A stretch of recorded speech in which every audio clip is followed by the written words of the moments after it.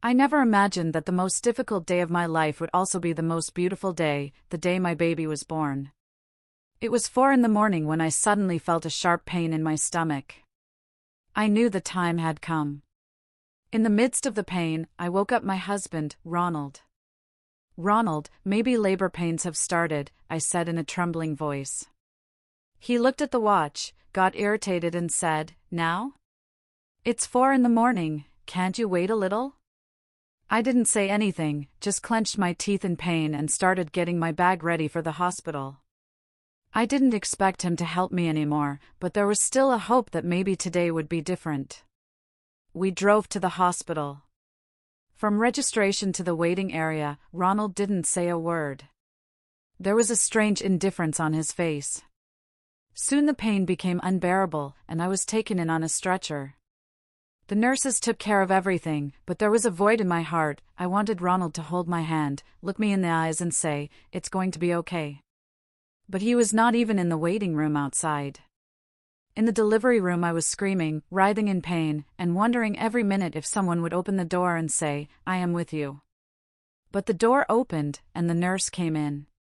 She put a bandage on my forehead and said, "You are very strong. Just a little more." The sound of a baby crying was heard, the beginning of a new life. I cried, but they weren't tears of joy. They were tears of fear, loneliness, and the loss of a relationship that I thought was the strongest. The baby was placed in my arms. The tiny little being fell asleep on my chest. I kept looking at him, and kept wondering if he would have a father when he grew up. 3 hours later, when I was brought to the general ward, I picked up the phone and called Ronald. As soon as he picked up the phone he said, "Yes? Where are you?" I asked. "I am at home.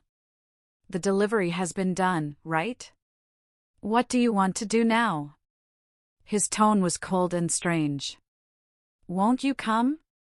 "I'm sleepy, and anyway, I'm tired." After that the call got disconnected. I called my mother-in-law. She said, "We are going out now, to Spain. Don't bother us, relax." I didn't understand anything. Had I become a burden? Was it my fault? I was alone, with a newborn baby in my chest, and 1,000 questions in my eyes. The nurse came and asked, "Has anyone come to meet me?" I nodded. He patted me on the back and said, "You are very brave. Not many people are this strong even when they are together." These words of his gave me a new courage, hope for a new beginning. I spent the next 2 days alone in the hospital. No one came. No flowers, no sweets, no greetings. But when the time for discharge came, I booked a cab myself. With the baby in one hand and the bag in the other, I left the hospital holding myself together. Sitting in the cab, I looked at the kid and smiled, "Now it's just us, and I have no complaints with you."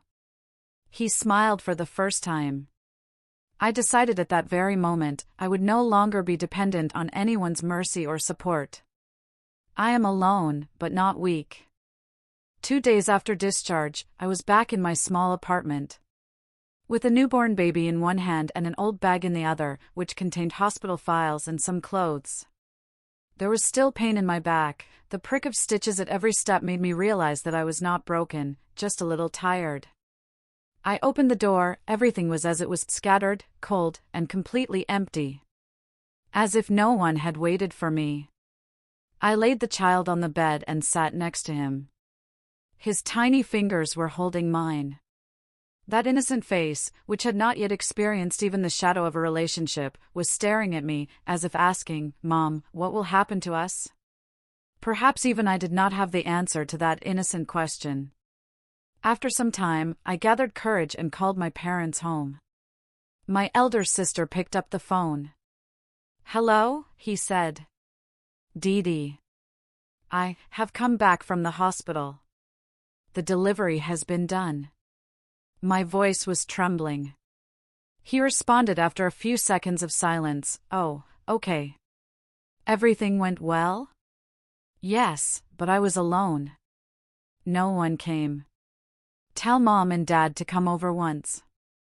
I need some help, Just for a few days. She laughed and then said, "Didn't you hear? We are going to Spain for a holiday. Mom and Dad are also going with us. The tickets were already booked. And anyway, you have Ronald with you." I took a deep breath. There was silence for a while. "Sister, Ronald left me alone in the hospital. He never came back home." "So? You are still clinging to him? You yourself said that you can handle everything. Why are you crying now?" "Sister, I am alone, and the child is very young. Please tell the mother, just for a few days." He interrupted me. "Look, we are leaving. Mummy has said that this time she will not listen to anyone's whining. You are sensible, take care of yourself." And the call is disconnected. That was it. My own blood relative's reply was simply this: "Don't bother us." The phone was still in my hand. The call had been disconnected, but a new silence had begun in my heart. I put the phone down and sat with my back against the wall. There was no one in the room, just me, my baby, and the support of that silent wall. The child started crying a little. I picked him up, hugged him, and started patting him softly. "There is no one, son, but I am there. And as long as I am there, you will not need anyone else." That night I neither turned on the lights nor cooked food. I just sat quietly with the child in my lap. The truth of every relationship was slowly being revealed. Those who used to say, "We are always with you," were now saying, "Don't bother us." Is this what happens when a woman starts making her own decisions? Is that why everyone left me alone? I looked at the mobile screen, no missed call, no message. Now one thing was absolutely clear: I am alone. But at that very moment, instead of breaking down, something inside me started building up. As if someone had lit a fire in my chest. The fire that burned the fear, reduced the questions to ashes, and left only one resolution. Now no one will come to pick me up, now I have to walk on my own, for my child, and for myself. I wiped my tears, put the child to sleep beside me, and said softly, "Now you will see how Mama will shake the whole world." In those first nights of loneliness, I thought that maybe everything would be fine. Maybe Ronald would also repent and come back to me. But the truth was even more bitter than I had thought. One day, when I came out of the house after the hospital, I started feeling some strange things. My phone suddenly rang, but there was no number of my husband on the screen. I ignored it. Still, there was a strange restlessness in my mind. He did not even talk to me for a few days. Then one day, I was talking to a close friend of mine who also visited Ronald's office sometimes. I asked him, "Do you know anything about Ronald? Why has he become distant from me?" She hesitated and said, "Should I tell you the truth? Ronald has someone else in his life now. Some woman he is involved with. He has forgotten about you." I was shocked. How could this have happened? The person to whom I had given everything, the one who had left me in the hospital, had he really replaced me for someone else? From that day on, I realized that the fight that happened in the hospital was just an excuse. The real reason was something else: to make room for someone else instead of love. Slowly the truth started coming out. My husband's conversations with that woman, the change in the behavior of his family members, everything was aimed at increasing the distance from my side. My own family also gradually started distancing themselves from me. I was ignored, my phone calls were not answered, my messages were not replied to. I came to know that my husband and his family were talking against me together. They wanted me to distance myself from life, to disappear. My heart was breaking, but I was determined not to give up. I realized that I was no longer alone, but I was fighting loneliness. I held my baby in my arms again, placed his tiny palms on my heart. I told myself, "For you, I will fight. No matter who it is, no matter who is against me, I will not give in." It was true that the whole family and that man were trying to end my life together. But they did not know how much courage was hidden within me. Every day presented a new challenge, but I kept fighting them. I told myself that no matter what, I would stay strong for myself and my baby. That betrayal made me stronger instead of weakening me. Now my goal was to fight not only for myself but also for my child's future. So I composed myself, wiped my tears and told the world, I am still here, and will not go anywhere. The child's laughter brought a new dawn for me. That tiny little life gave me a new strength. I knew that giving up was not an option now. My child's future had become the biggest responsibility of my life. Everything was very difficult in the beginning. The cold air of loneliness was all around me.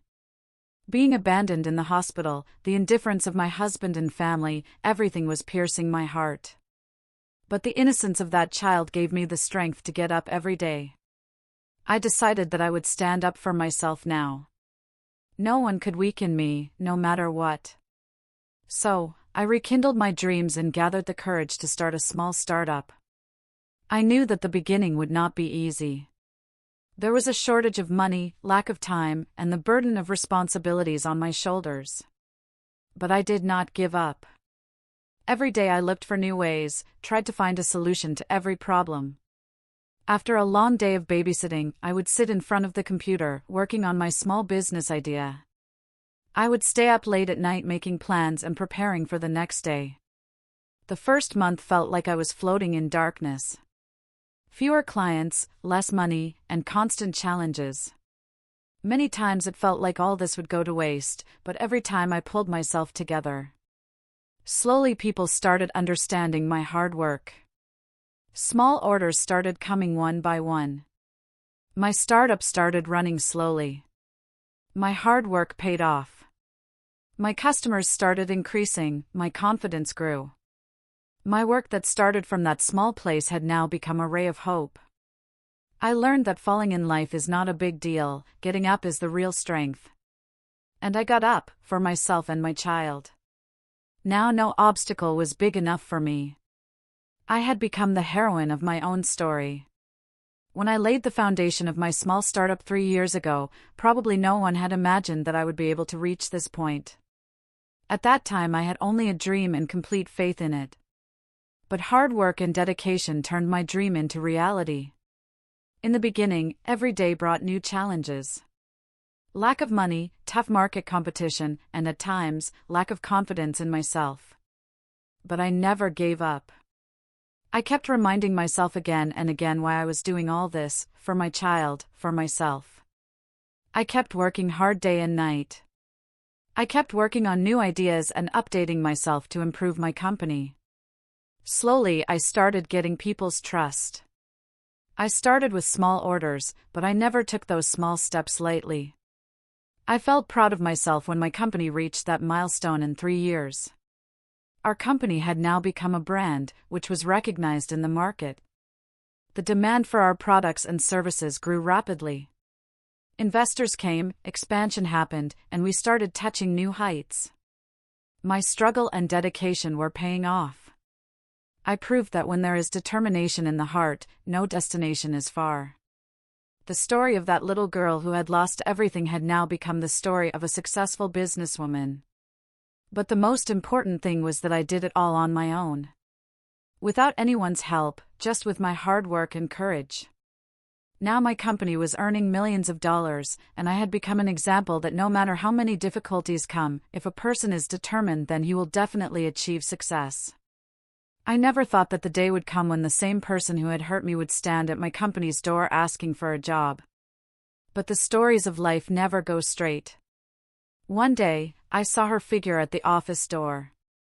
My heart started pounding, but now she was not the weak girl who was alone on the hospital bed. Now I had risen above all the weaknesses of that time. He requested me with hopeful eyes, "I want a job, I want to work with you." I looked into his eyes and saw truth, regret, shame, and a little fear. But I no longer felt the pain, only a firm resolve to protect my own dignity. Without any emotion, I pointed to the interview room and said, "Get out of here." The person who left me in my weakest moment has no right to see my strength. His silence was more powerful than my reply. I understood that a new chapter of my life had begun, a chapter where I was the queen of my success and could dispel any darkness with my light. That day I not only got it out but also empowered myself. This was my story, rising from pain, breaking down and shining again, and finally writing my own story of victory. Now I was not a puppet in anyone's hands. I was the master of my own destiny.